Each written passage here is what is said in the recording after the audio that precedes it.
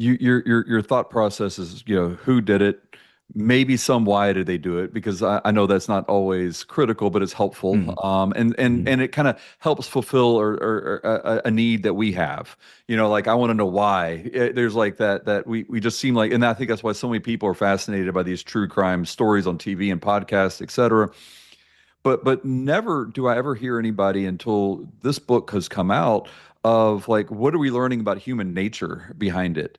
That seems to be should be more of an important question. Would you agree with that? Yeah, so here's what I would say, and I've been thinking about this a lot, even since I wrote the book. So, every crime has an explosive day in which something that shouldn't have been done gets done. And let's say, so it's like, say it's a spousal murder or something like this. But that day that happened, I talk about this in Person of Interest, was preceded by a long series of events that kind of ignited the bad day, the fuse that's burning en route to the bomb of the day in which the crime is committed. And afterwards, of course, there's all this fallout. Okay. Well, it turns out that if you examine the fuse, the things that cause us to do, you're going to learn something about human nature. Because you're right, the why question is huge in criminal trials. Now, I don't have an obligation to show why he did it, Right. just that he did it. But I think when I'm first looking for somebody, I want to know, well, who's got a motive to do this? There's going to be somebody who's got a why that's going to end up doing this. You may not agree with the why, but they had in their mind a why. So what's interesting about the fuse, the days leading up to the crime, is that's going to show you something about human nature. What moves us? What do we care about? What motivates us to do good and bad? So the fuse leading up to a crime teaches you something about the nature of humans. Now, the other why that most of my victim families have, if they're believers, is not like why, not just why did he do it? It's a probably even more metaphysical why. It's why, if there's a loving God who's all powerful, would God allow this guy to do it? Now, where do you get the answer to that? It turns out the answer to that is often in the fallout. So you learn something about human nature in the fuse leading up to the crime, and something about the nature of, if you don't believe in God, okay, then the nature of life. If you do believe in God, the nature of God in the fallout, because sometimes it's not till 20, 30, 40 years later that you see the consequence. Like, what did this end up producing? And it can produce good or bad. I have seen people who suffer a terrible tragedy and it triggers something unexpectedly remarkable and good. They just didn't see it coming.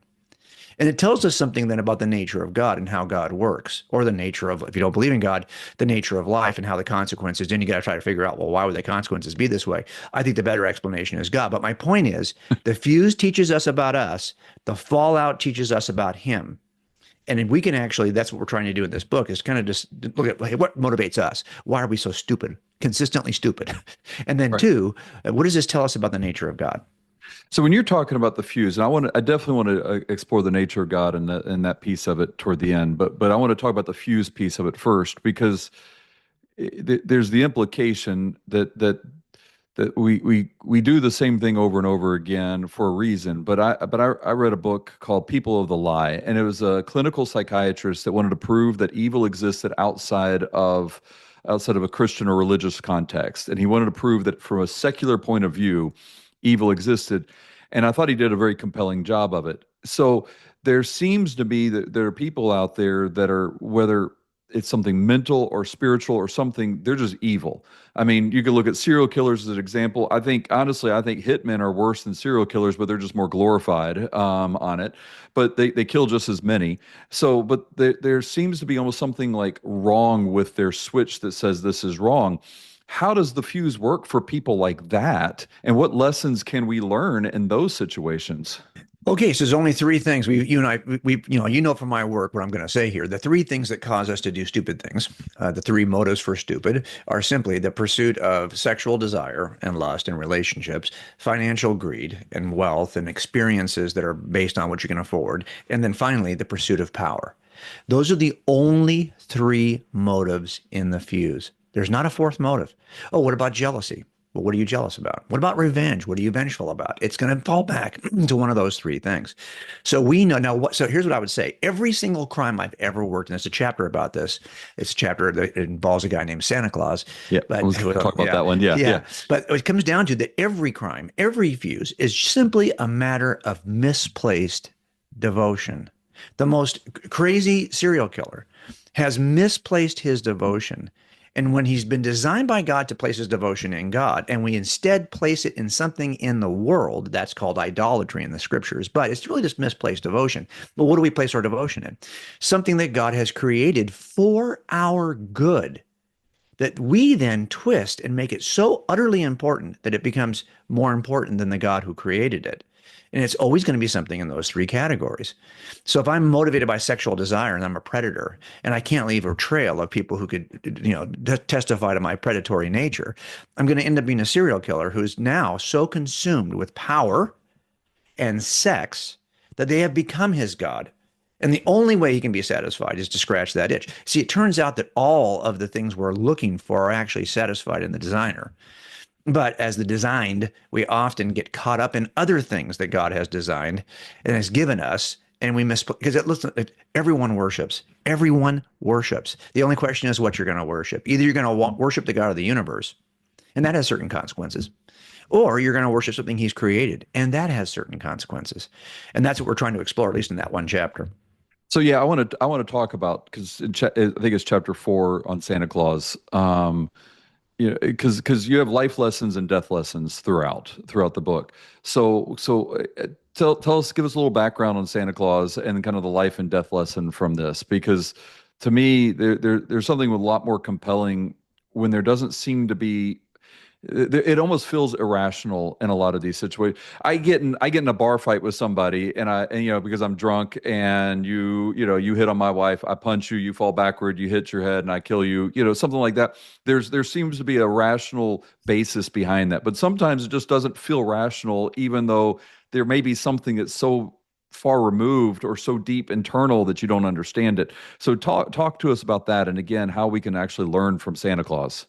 Well, okay, so there we had a guy in our city named, they called him Santa Claus because he looked like Santa Claus, but he was actually a guy who was living on the street, and he was providing for he was a drinker, and he would provide for the one meal he would eat a day, and then whatever he would drink that day by collecting recyclables, cans. We called these folks canners in those days because that's what they would basically make most of their money on. They'd take these cans to the recycling center. So they were digging through trash all day till about 2 o'clock, cash out the cans, then he'd have enough money to buy and drink the rest of the day. And that was his pattern for years. Now, here's the thing about it. You're right. There are times when a murder seems irrational, and it's because probably that 99% of the time, it's because somebody who committed the murder has an irrational worship of something that God has created. So this guy, I'm thinking, okay, we know it's only murders are caused by sex, money, and power. Sex, money, and power. So what does this guy offer the killer? He gets killed one day, and stabbed to death. He dies in front of a liquor store. And that's who's my suspect? What do you gain from killing this guy in the categories of sex, money, or power? He has no position in culture. He doesn't have any money, and he's not the object of a sexual desire. So what is it that was the motive for this crime? Well, it turns out that as he was canning, he slipped into another person, another canner, another guy living on the street, who considered those alleys that Santa Claus had started to kind of mine from those trash cans. He considered those his territory. There's like a territorial kind of thing on the street that's occurring sometimes. And so he confronted Santa Claus at a recycling center and said to him, "Hey, stop, knock it off. Don't be canning in my section." And Santa Claus, being a guy who'd been on the street forever and a lot older than this guy, kind of blew it off. Just kind of didn't disrespect him, just did not give him much ear. Right. And so as a result, he took this as an insult in front of his other friends. So what is you would think, so you're telling me that a guy would be willing to kill for how much money is he making a day in cans from those two alleys? $1? Right. You can kill for $1, and the fact you were disrespected at a canning recycling center? Well, yeah, you do it if those have become kind of the objects of your devotion. If you think too much of things in the categories of sex, money, and power and turn them into idols, because there is no God that you worship. Instead, you worship the things that God has created. And those things, by the way, are good. We just twist them into bad. Well, then you will kill for $1 and the disrespect in front of a couple of friends who live on the street. That's the problem. And so it seems like, yeah, that's an irrational murder. But the reality of it is, it's just that somebody is looking at those things irrationally. And that's why they end up doing these things. And so for me, it just taught me a lesson that you, well, number one, as a guy who's trying to solve murders, I'm always looking in those three categories. And I don't ever minimize how somebody could distort one of those three and do a murder for what seems like nothing to us.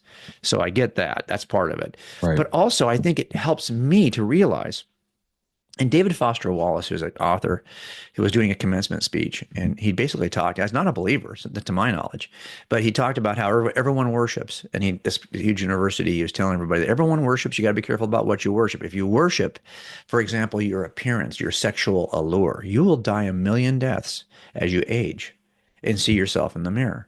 If you worship your intellect or your status, well, then you'll constantly be feeling like a fool who's lording over others to maintain your position. If it's all about money, you'll feel like you never have enough.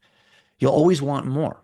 This is the problem with putting your worship in something other than the designer who created us, who is the true object of worship. So I think that in the end, you'll see that just from a principle of living, if you would say, if you didn't believe in God, you would at least say that it's not wise to make overly important categories of sex, money, and power, because they'll just eat you alive. And that's what Foster Wallace was saying. He's not related to me, but the point is, I think he was very wise. Now, he's a guy who wrote great fiction books, and even his last book was even nominated for a Pulitzer, but he ultimately committed suicide.